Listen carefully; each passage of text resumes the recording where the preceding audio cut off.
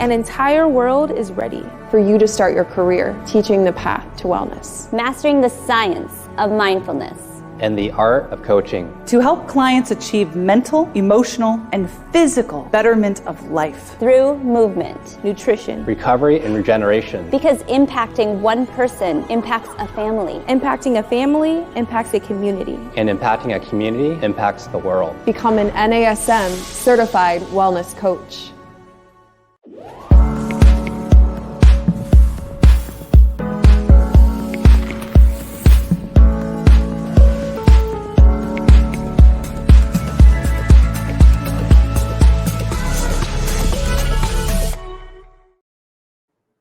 Hey everyone, welcome to our Strong Mind, Strong Body podcast. I'm your host, and today I have a very special guest and friend on our Strong Mind, Strong Body podcast. His name is Brian Prendergast, and he is a health coach and personal trainer. Brian has so many accolades and special experiences, and the reason why I wanted him to come on today is we are going to talk about using your story to help other people. At the end of the day, for all of us, it's really our story that connects us to other people. It's our story that gives us purpose and drives our mission. And Brian's story of loss and addiction really drove his mission and is really what led him to success and helping others overcome adversity. So I'm bringing Brian on today because I want him to talk about the significance of our story and how we use that story to help our clients, because that's our mission for all of us. So Brian, why don't you come on in and introduce yourself to everybody? Angie, thank you so much. Appreciate that kind words and introduction, and thank you for having me on the show. Introduce myself. My name is Brian Prendergast. I am the founder and president of High Five Health and Fitness. And, I've been at this for a while, and my story is most definitely part of everything that I do, even to this day, how I help people, sharing my experiences with them. There's just been so much that I've been through, just both professionally and personally, that it'd be impossible for me to not empathize with people and their trials and tribulations and, becoming healthier and living a longer, healthier life. Yeah, I think so too. I think that it is our story. I think that's what unites us to people. It's what helps drive our mission. And without a story, without those really difficult experiences that we face, I don't know that we would be able to build the empathy to really connect with people. I think it's every time we go through a negative experience, it goes back to Viktor Frankl and how we find meaning from poor experiences or from difficult experiences. And the way we find meaning actually is to pour, I think, that pain and those experiences into helping other people, giving them purpose. So I think that's such a big part of the healing process.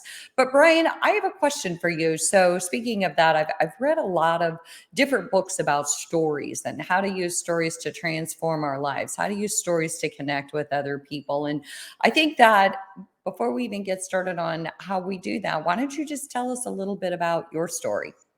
Okay, be happy to. Uh, First, I'll start by saying that I am 100% grateful for all the bumps and bruises and skin knees and mistakes and everything that I've been through because, as I mentioned, it helps me do what I do today. I grew up in New Jersey. I'm in New Jersey now. I live here, father of three boys, and my wife and I have been married for 15 years. But it started rough. I mean, I had a somewhat rough childhood. My father passed away when I was young. I was 12 years old. He was 41. He had a heart attack that took him out. And again, one of my experiences that I get to share with people that I don't want to have anybody to have that experience for themselves, but if they do, I can kind of give them an idea as to how to work with it. From there, as you'd imagine, a fatherless child, single parent household, things weren't always so great. Guidance was something that I definitely lacked. Mama tried, but she was working a lot, and it was always difficult. I was on my own a lot. Had older brother and sister. My brother at that point was more or less out of the house. not right away, but in those years to follow. It's amazing how like 5 years is to us as adults. It's a very short amount of time, but between 12 and 19, or 12 and 17, it's a very short time. Uh, but it seems like a long time. So I grew up quick. And from there, did the normal thing. I went to college and, experienced it, let's say, as much as I possibly could. It was a big party for me, nothing short of that. Education and school and everything was secondary. I was there to party. I was there to live, a wild lifestyle and enjoy every second of it. I was young and wild.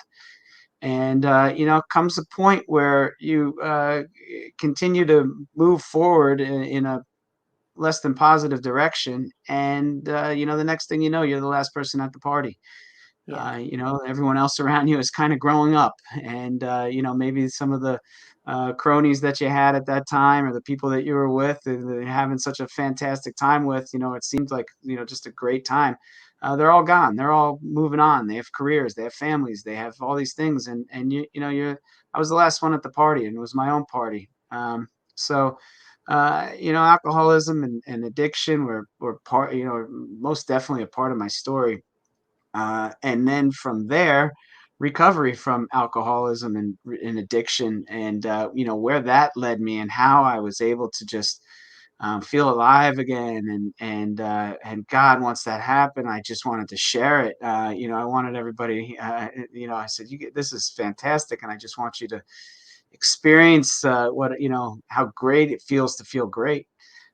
I'm So curious, Brian, when you went through that, that last person at the party stage, and then you started realizing, gosh, kind of looking at life, and you're like, where's everybody gone? It looks like they've all moved on.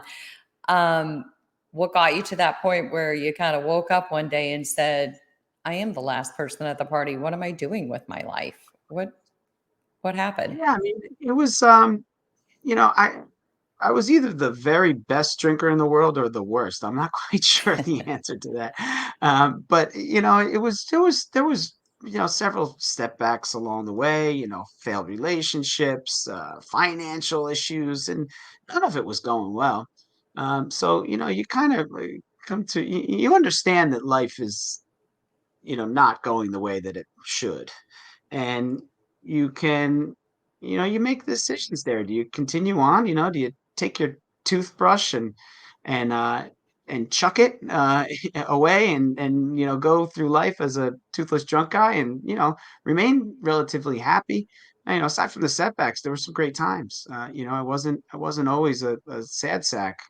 So I just but overall, there's just that desire to be better, and to live a better life. And for me, it was just a line in the sand. I said, this is it. I can't live like this any longer. I'm no longer the person that I aspire to be, or anything anywhere remotely close. So I just really wanted to live better. And then from there, I started cleaning up and hanging out with people that were sober, and just I found myself in a 12-step program, which was tremendous help for me, and just networking and changing things and feeling good. Exercise was always a part of my life. Fitness was always a part of my life, even when I was, down and out, let's call it. Mhm. And I, was able to. That was the first thing I went to, because it made me feel good.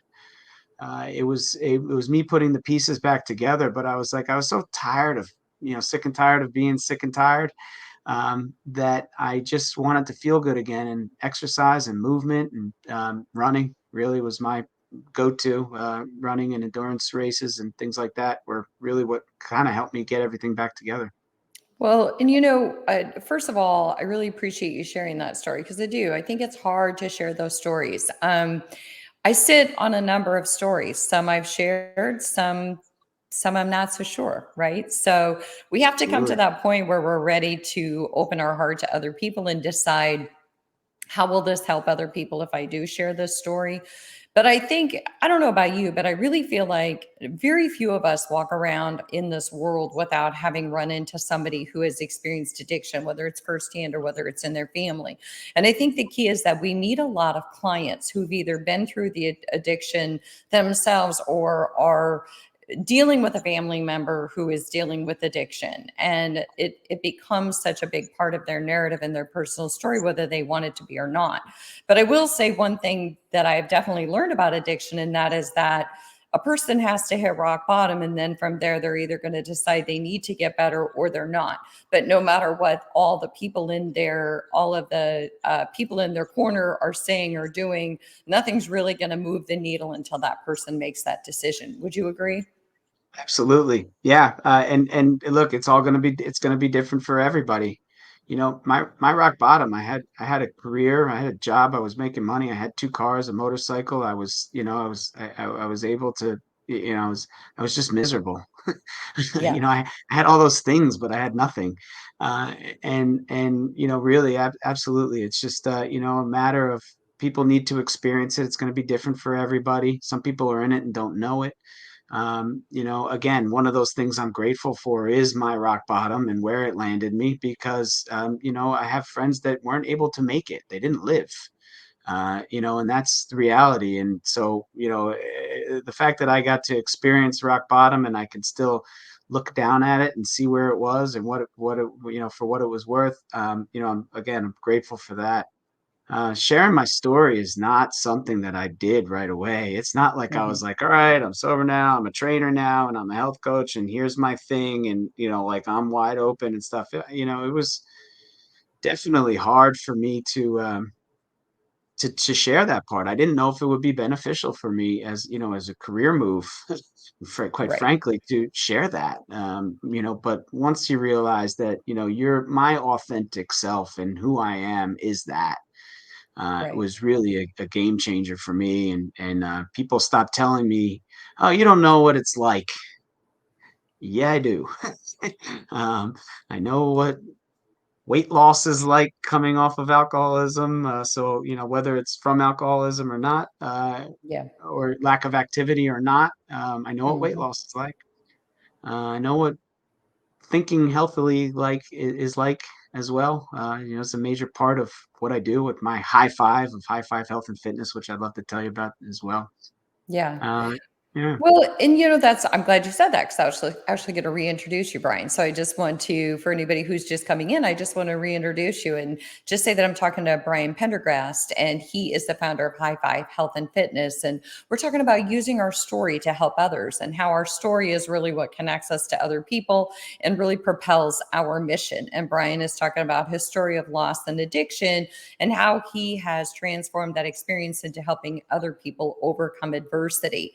And, Brian, the other thing that comes to mind, so we lost a family member a couple of months ago through addiction. And I sorry to know that hear. if you come from a family that maybe has all of us have our different things that we are passionate about, and then there's that fine line between passion and addiction, and so what I think has happened for me is these different experiences throughout life. And I think the older you get, the more experiences you have, right? You mentioned I didn't share that story for a while because I wasn't really sure if I was ready. And I think it's that fine line when you're a trainer of, is your story going to be gratuitous or is it going to be helpful? So people they want to be the center of the story, right? They want you to hear their story. But sometimes we have to share a little bit of our experience in order to really connect with them and say, I get that, and I hear you, and I empathize with you. And while I don't understand your plight exactly, I do want you to know that I've walked this journey before. And so, again, I think it's like not being gratuitous, but coming from a place of, I want to sit in this space with you and I want to share this space with you. And I want you to know that, again, I don't understand your exact journey, but I want you to know that I'm here. So, Absolutely.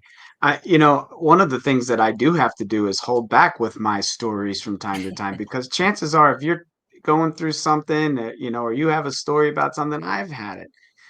You know, if you've crashed cars. I've done, big parties, concerts, and just like everything that you can possibly encounter almost, I've kind of done it. Um, and, so it is something that I actually have to hold on to. It's not my turn to talk. It's my turn to listen Yeah. and understand and nod my head and say, yes, I feel that too. So there are definitely some times where I can hold back and not share my experience quite so much. Yeah, Well, I want you to share it today, and you did, yeah. so I'm glad that you did. But Oh, let's bring this full circle, Brian. So okay. we know a little bit about your story, and I know there's more, and there's probably so many layers. But what really inspires me is knowing what you've done since that time. I mean, you play a big role in MedFit. You have a podcast with Christine Conti called Two Fit Yeah. Crazies and a Microphone. You have done everything in your power to reach the health and fitness community through writing, I'm going to let you tell us, but what kind of drove that? I mean, first of all, what got you started in that journey, and how are you using your story to make a difference? Because a lot of trainers have stories. Absolutely, yeah, and use them when applicable. So I started, becoming healthy again. I was in a corporate job. I was miserable. I wasn't happy at all. I was a mortgage banker, and I was just not in love with anything that I was doing when everything else around me was starting to flourish again. And I was running. I started running as one of those things that I decided to pick up in order to become healthy again. And I started to have some success. I was running local races, and I decided to train for marathon, half marathons, and things like that, a little longer in distance. And things were going really well. I was running marathons under 3 hours, and my weight was down. So people that knew me and professionally, were like, wow, you're making some big changes. And, the next thing you know, I'm the resource in this corporate office of people coming to me and saying, what did you do? How did you do it? What's Mm. going on? What are you eating? What are you doing to exercise? And I would just explain to them. And, I did it in a way that I could help them. So the natural thing for me to do then was to become, just get certified on the side in personal training. I said, everyone's coming to me anyway. I might as well try and, find something. I found something that I love to do, which is helping people and in a way that, made me happy more so than the corporate world and the 9 to 5. So So can I I ask started you a training. quick question? Can I ask Sure, you a can I interject here? You please. said something, first of all, that you would not even believe how many people I talk to. And I know you've had this experience on your podcast. How Sure. many people start in the corporate world and they're like, All of them. yeah, exactly. On the podcast, Christine's a former teacher and a former corporate banker, I believe. Yeah, and we all call ourselves recovering. I'm in recovery, so I'm a recovering mortgage banker as well. Yeah. And and there are really, we found through the podcast, which we've had 370 episodes of, and we get to interview people throughout the fitness industry, and we found that there are the type of people that will either start in the fitness industry and like slingshot a high school athletic career into a college athletic career to a health and science type of degree that will put them where they are in exercise science or in the fitness industry that way. There are other people who were always athletic and were just trying to do it on the side while they played with life's playbook and did the right thing and went into corporate America or a job that they ended up feeling miserable in. And just another way that I get to experience things. I talk to people all the time in health coaching, and they're just upset with their job. They don't have Right. a healthy relationship with their employment. So Uh, what comes to my mind then is organically. So what really comes to my mind is the first way to share your story is to do it from an organic place. Like it's reality. You could call it authentic, organic. I don't know, but you went into corporate America and you started running.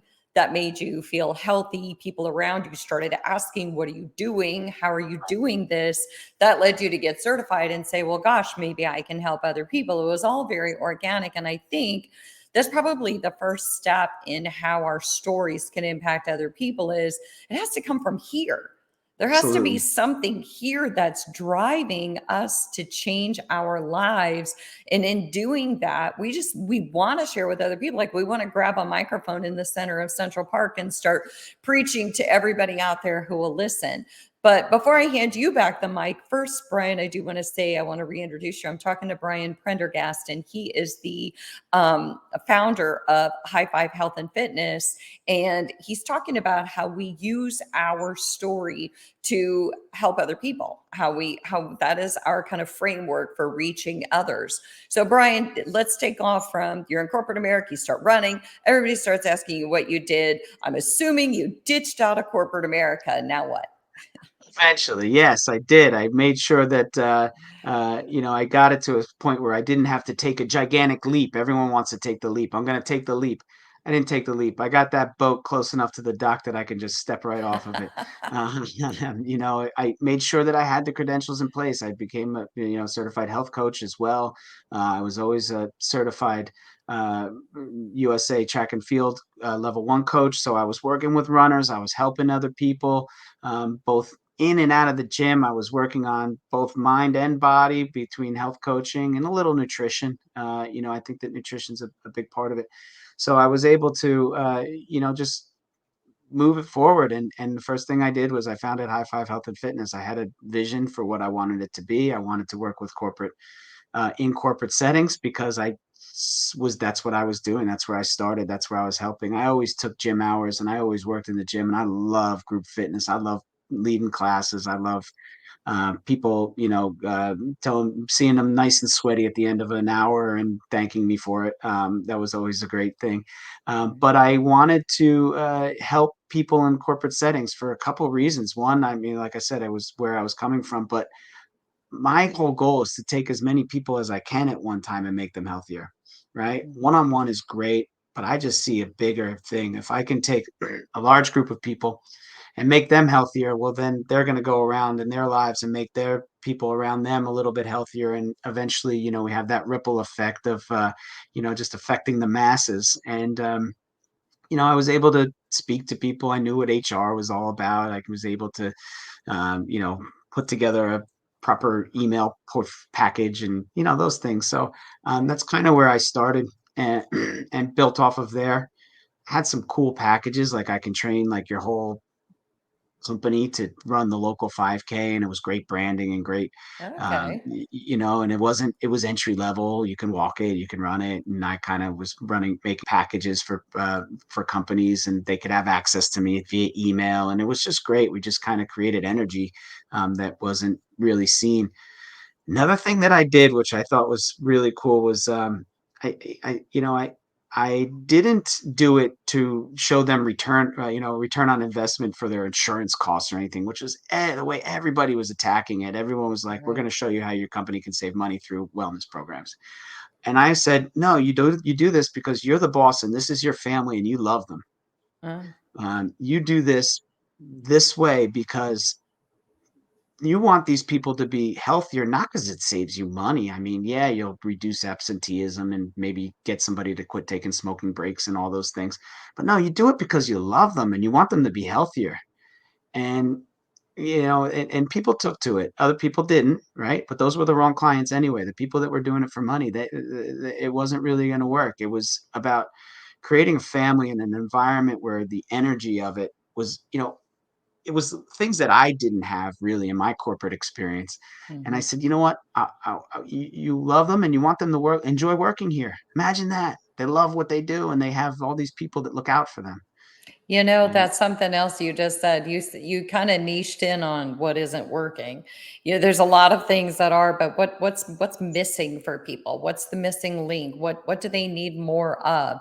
And it sounds like you always kind of function from your heart. And so you absolutely. talked about how do you show up for the people you love more so than how do you save your company insurance costs, right? How do you What a show up for the concept. people you love?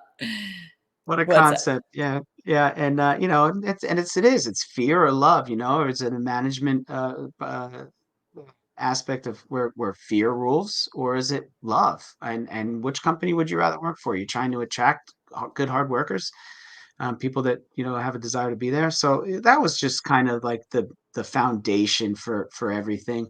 I kept it real simple. As mentioned, I'm High Five Health and Fitness, and I have a high five. It's really just if you do these 5 things and 5 things alone, and again, it leads from the heart. It's not anything.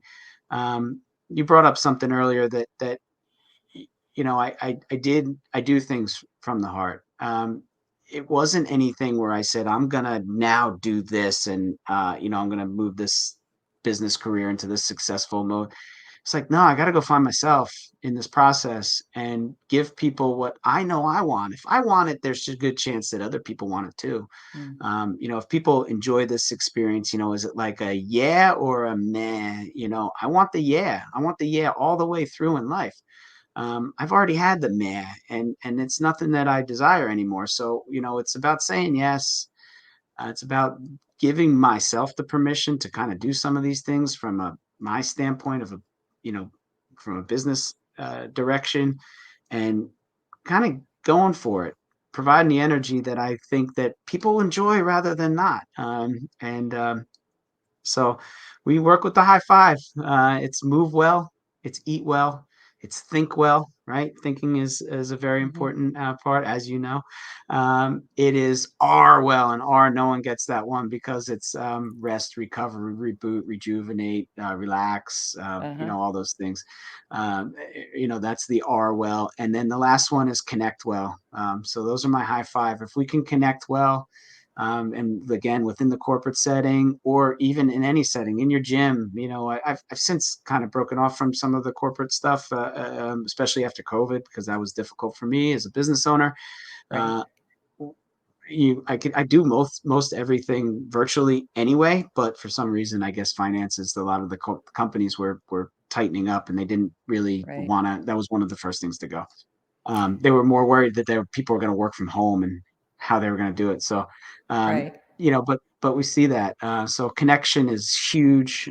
Connecting well as employees, and really we do it like in gyms as well. I could do consulting for gyms and fitness establishments, and saying, what good is a gym if people don't connect well? It's not a family. It's not a tribe. It's not the Right. that whole like us against them kind of thing. I really can kind of dig in on that and get people involved that way. Well, I think connection is everything because, especially after COVID, I think connection is Yes. everything, and connection is what connects people to us. And so, Brian, as we close this up, once again, I really want to thank you for joining us. I was talking to Brian Prendergast, and he is the founder of High Five Health and Fitness. But the importance of a story, I've read a lot of book about stories and how we use our stories. And I really feel like in this world of health and fitness, there's so many people. I think we swim in our little fishbowl. I was talking to a friend earlier and I said, we swim in our little fishbowl, and all of us fitness people think that everybody knows about fitness. But if you spend any time in the real world, turns out most people walking around on a day-to-day basis don't know a lot about fitness. And what they do know is very, very confusing. There are a lot of mixed messages about fitness and wellness and being healthy and nutrition.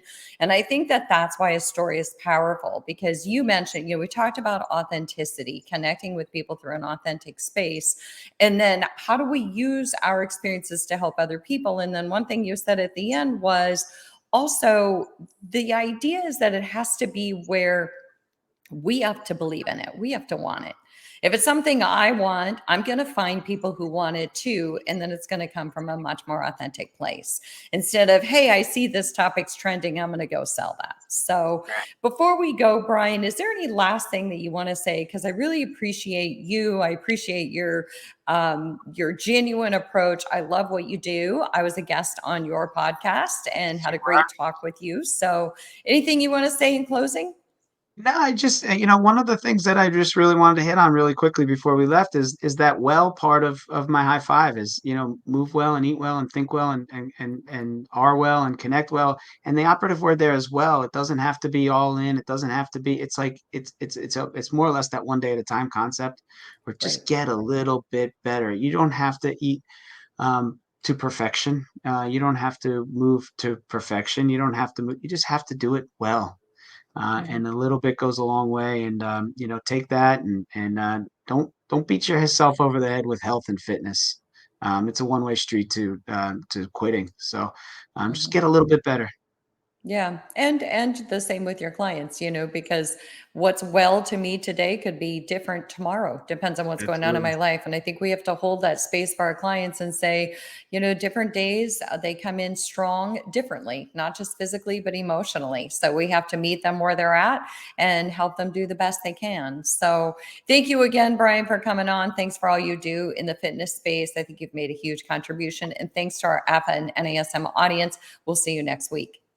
Thank you, Angie. Thank you.